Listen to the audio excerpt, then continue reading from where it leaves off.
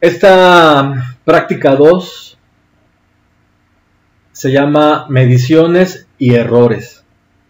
En todas las áreas de las ciencias aplicadas, las ingenierías, la salud, el campo, todas las áreas de producción de la industria, constantemente se tienen que realizar mediciones. Y todas las mediciones llevan implícito o están asociadas estas medidas, estas mediciones a errores.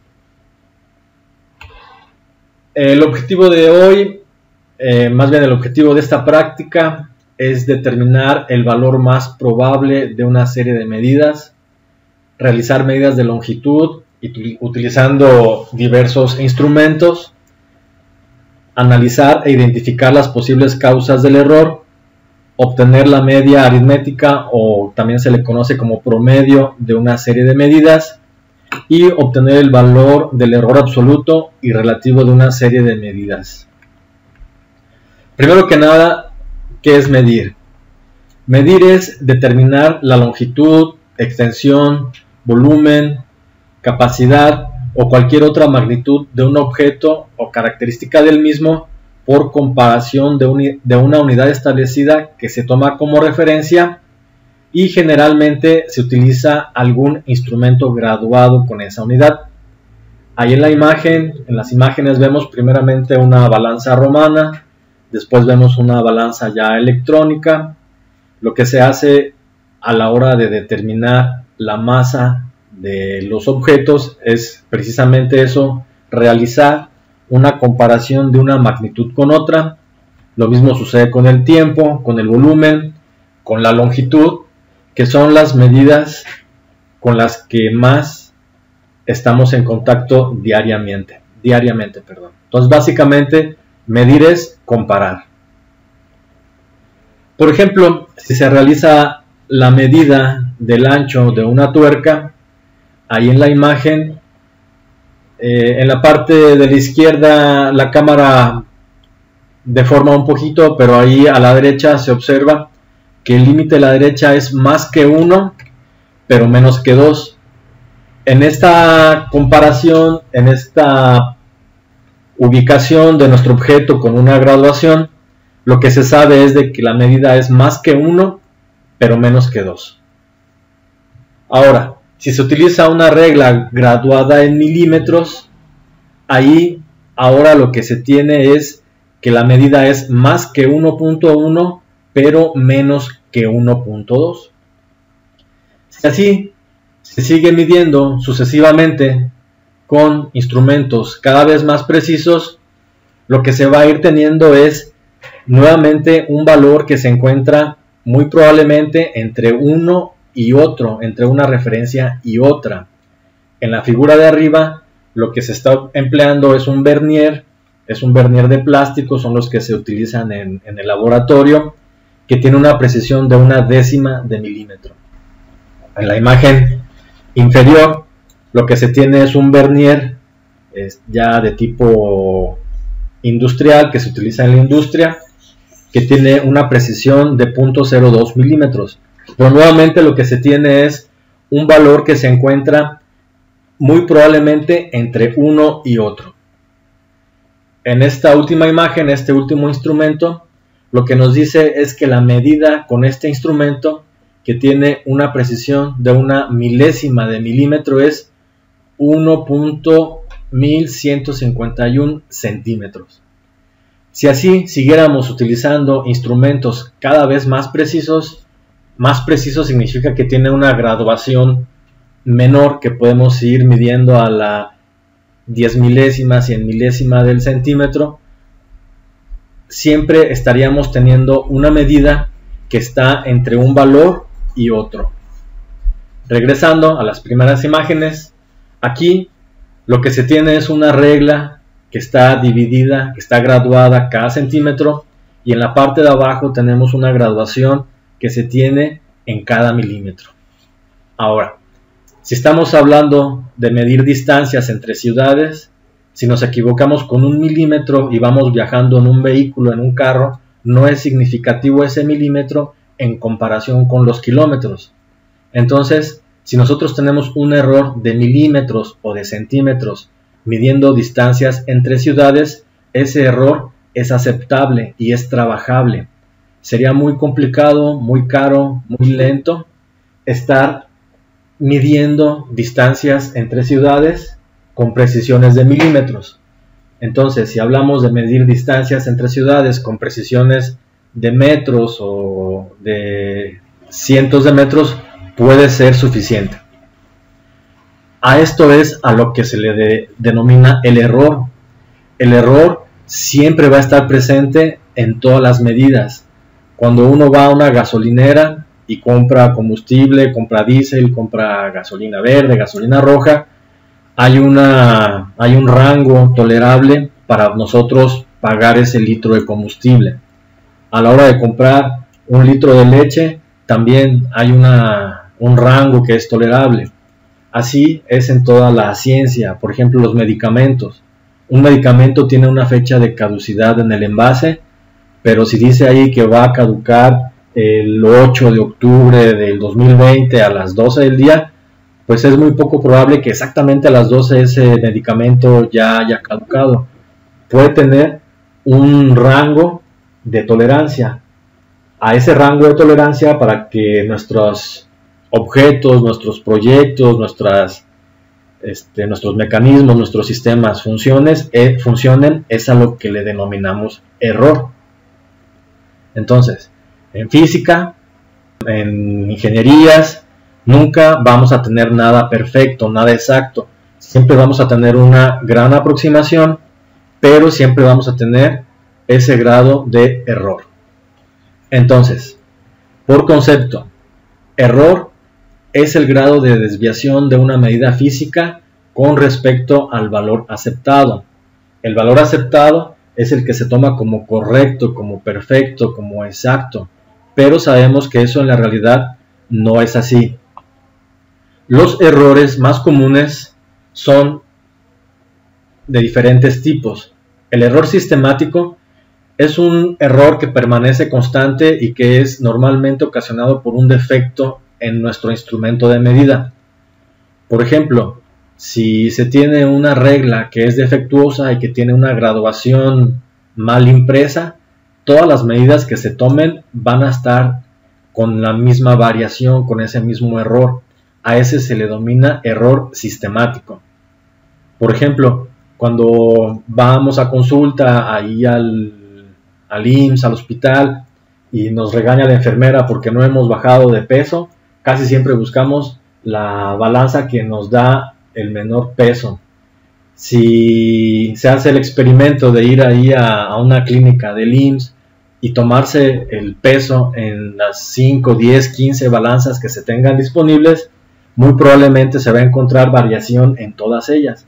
Eso debido a que normalmente el aparato está mal calibrado. A ese se le denomina error sistemático.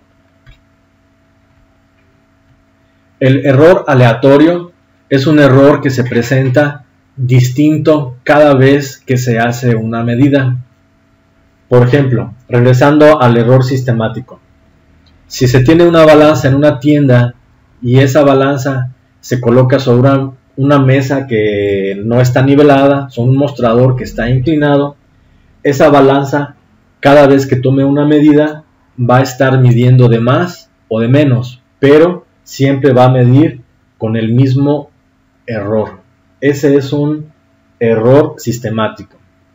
Un error aleatorio sería, por ejemplo, si nosotros nos ponemos a vender frutas en una camioneta y nos vamos parando en cada esquina vendiendo nuestro producto, y en ocasiones ponemos la balanza sobre la camioneta y la camioneta a veces está inclinada hacia un lado, hacia el frente, hacia la derecha, hacia la izquierda. Esa balanza va a ir teniendo medidas distintas de más o de menos en su error en relación con el valor aceptado. Eso es a lo que se le denomina error aleatorio. Puede ser mala observación, mala posición del instrumento, que no esté bien calibrado, que no esté nivelado, errores ocasionados por el ambiente, Puede ser que estemos midiendo, por ejemplo, en una carretera las distancias que se van pavimentando y se utilice una regla, una cinta de plástico. Cuando hace mucho frío en la mañana puede ser que la cinta tenga cierta contracción, y cuando estemos a mediodía que hace mucho calor puede ser que esa cinta se estire, se elongue un poco más y se van a ir teniendo variaciones en las medidas. Eso es el error aleatorio. El error de paralaje, ese es cometido cuando se tiene una mala posición de la observación. Eso es muy común cuando se utiliza, por ejemplo, un microscopio, que se están midiendo en tubos de ensayo, en matraces, en telescopios, en el mismo vernier, donde tenemos una mala observación. Ese es el error ocasionado por paralaje. Ahora, los errores se miden. El error absoluto es la diferencia total entre el valor que se obtiene y el valor que se considera como correcto. Aquí en la ecuación se tiene error absoluto con una E mayúscula, es la diferencia entre el valor obtenido, ya sea por una medición, por un promedio, por un aparato, por una ecuación, menos el valor aceptado, que es el que se considera como correcto, como exacto. Las dos barras en las que se encuentra esta diferencia significa que es un valor absoluto. Un valor absoluto significa que siempre lo vamos a representar en número positivo, independientemente si la diferencia de esos dos números nos da un negativo. Por ejemplo, si yo llego 5 minutos antes, digo que llegué 5 minutos temprano. Y si llego 5 minutos después, digo que llegué 5 minutos tarde. No acostumbro decir llegué con menos 5 minutos o estoy excedido de peso en más 20 o menos 20 kilos. El error absoluto se expresa con números absolutos. Eso significa absoluto, que no tomamos en cuenta si es negativo o no, simplemente la diferencia. El valor relativo es dividir el valor absoluto entre el valor aceptado. Se expresa con la E mayúscula y una apóstrofe, esa comita que está ahí. El error porcentual es básicamente la misma división, pero multiplicado por 100. Por ejemplo, vamos a suponer que se va a comprar pintura y que las instrucciones de la pintura dice que se ocupan 0.75 litros por cada metro que yo vaya a pintar. Eso lo tomamos de las instrucciones. Yo mido la superficie que voy a pintar. Vamos a suponer que voy a pintar una casa y me resultan 250 metros por pintar. Si yo sigo las instrucciones del fabricante de esa pintura, el rendimiento por la superficie va a ser 0.75 litros por cada metro por pintar, y lo multiplico por la superficie total, que son 250 metros cuadrados, y resulta 187.5 litros. Estos 187.5 litros es el valor obtenido, es el que yo obtuve a través de un procedimiento, de una operación. Ahora, cuando vamos a la realidad, pinto los 250 metros cuadrados de superficie y utilizo 180 litros de pintura. Ahora, ordenando esto, el valor aceptado, el VA, es igual a 180 litros y el valor obtenido, que fue el real, son 187.5 litros. Voy a determinar el error absoluto, el valor relativo y el error porcentual. Sustituyendo, el valor obtenido son 187.5 litros, el valor aceptado 180, y esa diferencia son 7.5 litros. Ahora, ¿por qué utilizar el valor absoluto y el valor relativo y el error porcentual? Si estamos hablando de que un adulto de 30 años tiene un sobrepeso de 3 kilogramos, puede ser común y puede ser que no le afecte tanto en la salud. Pero si estamos hablando de un bebé de 1 año que tiene un sobrepeso de 3 kilogramos, pues eso es demasiado, es mucho. Entonces, por eso se utiliza también, aparte del valor absoluto, el valor relativo y el error porcentual. Aquí dice valor relativo, debe ser error relativo y error porcentual. El error relativo es dividir esta diferencia, que es el valor del error absoluto, entre el valor aceptado. 7.5 entre 180 es 0.04167. Y el error porcentual es simplemente expresar ese número en porcentaje. Significa que se tuvo un error del 4.167%. Regresando al sobrepeso, no es lo mismo estar excedido en un 2% de la masa o del peso ideal de una persona que el 20%. Por eso se utiliza el valor del error porcentual y el valor del error absoluto. ¿En qué consiste la práctica? La práctica es un experimento muy sencillo. Esto usualmente en el laboratorio se utiliza un aparato que se llama Vernier. El experimento nos pide primero que busquemos 10 objetos que tengan forma circular. Puede ser tubos, plumones, carretes de cinta, de hilo, que sean circulares. Es importante que se busquen estos objetos circulares. Si utilizan, por ejemplo, un lápiz o un arete, un anillo que no sea totalmente circular, este experimento no va a funcionar, no va a servir. Ya que tengamos estos 10 objetos, aquí le podemos poner plumón, cinta, tubo, para que identifiquen los 10 objetos. Se va a medir la circunferencia y el diámetro. Se busca el objeto circular, se mide el diámetro, van a utilizar ustedes una regla. Es fácil de conseguir, muy probablemente todos tengan una regla graduada en milímetros. En este caso, el plumón que se utilizó para la foto tiene un diámetro de 1.9 centímetros. Después, con una hoja de papel, enrollan su objeto circular, hacen una marca hasta donde llega el papel, estiran el papel y con eso miden la circunferencia. Yo les recomiendo que utilicen objetos grandes, que no utilicen monedas. Las monedas son muy complicadas de manejar, para que puedan hacer su experimento.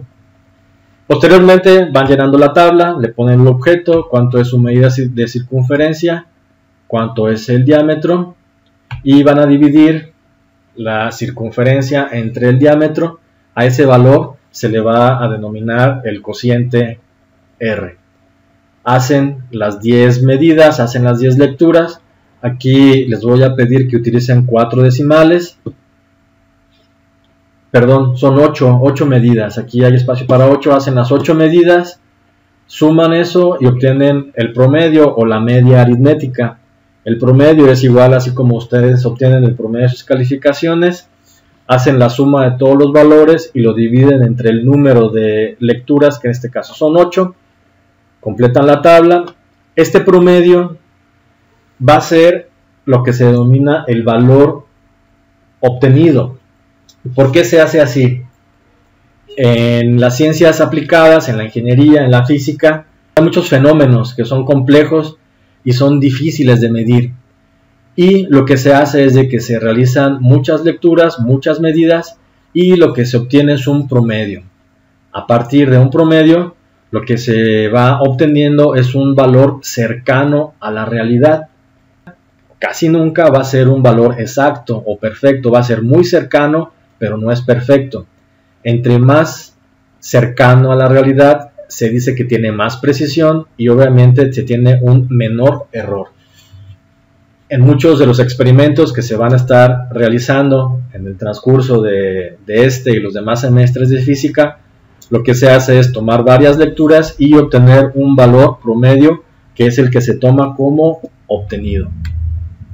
Ya que tengan su valor obtenido, hay que determinar el valor del error absoluto, el error relativo y el error porcentual.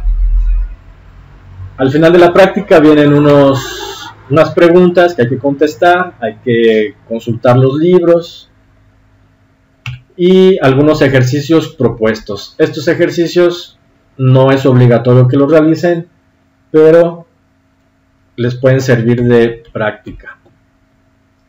En la parte de la tarea, solamente hay que subir las 2 páginas que tienen los ejercicios. Me parece que es la página 16 y 17. No sé si hasta aquí hay alguna duda o algún comentario, muchachos.